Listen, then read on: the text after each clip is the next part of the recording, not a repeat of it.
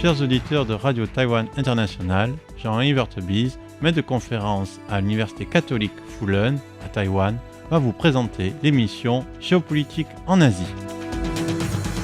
Chers auditeurs de Radio Taïwan International, bonjour pour ce nouveau podcast de notre émission Géopolitique en Asie. Nous allons essayer de commenter un rapport de 82 pages du Pacific Forum, du think tank américain qui s'appelle Pacific Forum, parce qu'il nous intéresse à plus d'un titre et de plus, il est extrêmement intéressant. Donc en fait, il s'agit ici, dans ce podcast,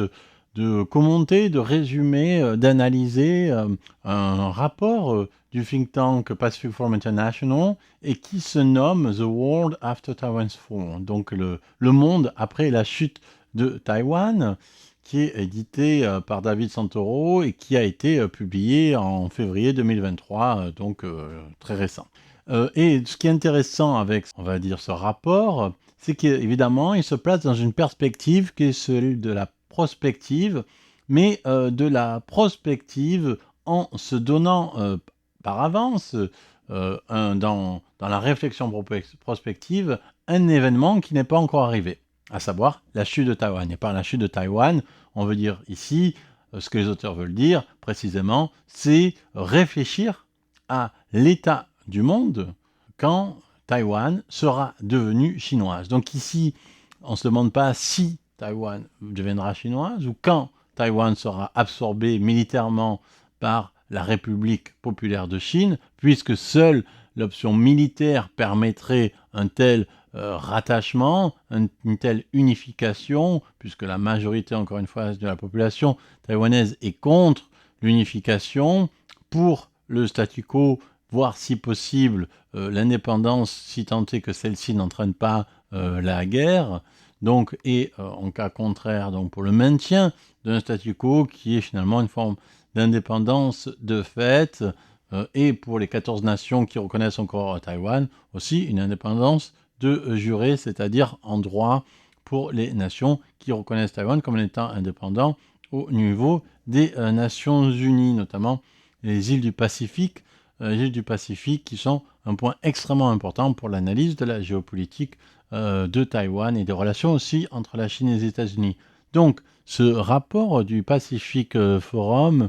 a la particularité de faire une anticipation basée sur un événement non encore advenu. Donc la question, c'est quelles sont les conséquences d'un événement qui n'est pas encore arrivé? Et si on se pose cette question-là, c'est parce qu'on juge que cet événement pourra arriver ou que l'avènement de cet événement est du domaine du possible et étant donné qu'il est du domaine du possible, il faut prendre en compte ses conséquences et que c'est à partir de la prise en compte de ces conséquences qu'on pourrait éviter qu'il arrive. Ici, il y a une forme de rétroaction dans la boucle de la réflexivité qui n'est pas en fait sans rappeler les travaux de Jean-Pierre Dupuy, qui est donc un philosophe français qui est à Stanford et qui a pris la suite de Michel Serres à Stanford. Et Jean-Pierre Dupuy, il a cette idée sur les catastrophes, les catastrophismes éclairés, comme il dit dans son livre du même nom. Et donc ici, sa réflexion à Jean-Pierre Dupuy, c'est de dire qu'il faut prendre la catastrophe comme un fait déjà arrivé afin que les conséquences possibles de la catastrophe, le caractère, on va dire, catastrophique, par définition de l'événement catastrophique, le caractère horrible de ces conséquences nous pousse à agir afin qu'il n'arrive pas. C'est-à-dire que la certitude du caractère, la certitude de l'avènement de la catastrophe va nous mettre dans un mode de pensée et d'action qui va nous pousser à tout faire pour empêcher une catastrophe que, en même temps, on définit comme étant certaine. Donc ici, c'est un peu la même idée. On part de la catastrophe comme un événement déjà avenu afin de pointer toutes ses conséquences, afin que le caractère, on va dire, catastrophique, par définition de ses conséquences, nous pousse à agir de façon à éviter une catastrophe qu'on aura définie comme certaine, ici donc la prise de Taïwan par la Chine par la force. Et il y a 3, 4, 5 articles qui observent ça, du point de vue des États-Unis et de Taïwan, du point de vue d'Australie, du Japon, et du point de vue aussi de l'Europe.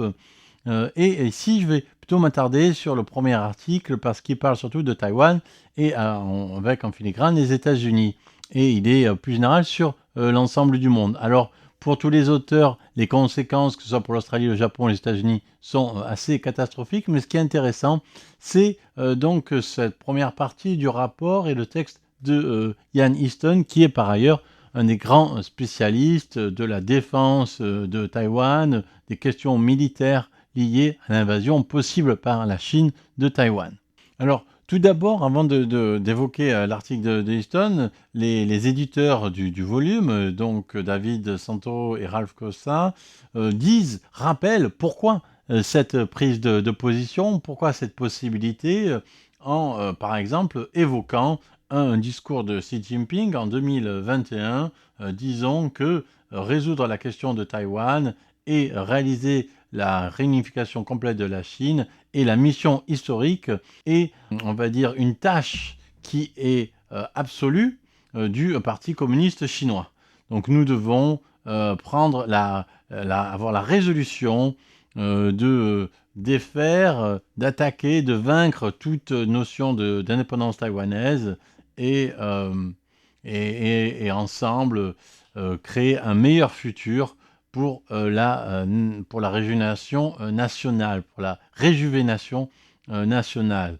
Donc ça, il y a ici quelque chose qui est ensuite, on va dire, amplifié par un discours en juin 2022 du ministre chinois de la Défense, Wei Fenghe, qui dit « Si quelqu'un ose séparer la Chine de Taïwan, l'armée chinoise n'hésitera pas à commencer, c'est ça qui est important, hein, c'est commencer une guerre, quel que soit le coût. If anyone dares to split Taiwan from China, the Chinese army will definitely not hesitate to start a war, no matter the cost. Hein. Quel que soit le coût, c'est un élément très très important, hein, c'est qu'il y a quelque chose dans la guerre qui est le fait que la guerre se fait quel que soit le coût. Et ça peut aussi, donc encore petit excursus philosophique, ça nous renvoie à l'analyse finalement que fait René Girard de la guerre dans son livre sur Clausewitz, qui est qu'il y a dans la guerre une logique propre. C'est-à-dire que la guerre a sa propre logique qui n'est pas la logique du monde de la paix. Donc un peu comme Pascal disait que le cœur a ses raisons, que la raison ne connaît pas, la guerre a ses raisons que la paix ne connaît pas. Et une des raisons de la guerre que la paix ne connaît pas, c'est celle du coût. Hein, donc quand il y a l'affirmation qu'une guerre peut se faire quel que soit le coût, il y a évidemment ici une résolution forte, une affirmation que celle-ci est qu'elle est possible et qu'elle est même nécessaire, mais quel que soit son degré variable de probabilité, qu'elle soit peu probable ou très probable, en tout cas, elle est actée comme étant non seulement possible, mais nécessaire du point de vue de l'appareil institutionnel chinois. Donc, ici, c'est deux points de vue de ce contexte-là, dans ce cadre qui fait qu'il y a, on va dire, une réaffirmation très nette de la valeur et de l'importance de Taïwan pour la Chine, avec Xi Jinping et avec donc le ministre de la Défense. C'est dans ce cadre-là que les auteurs du rapport vont évoquer les conséquences possibles d'une attaque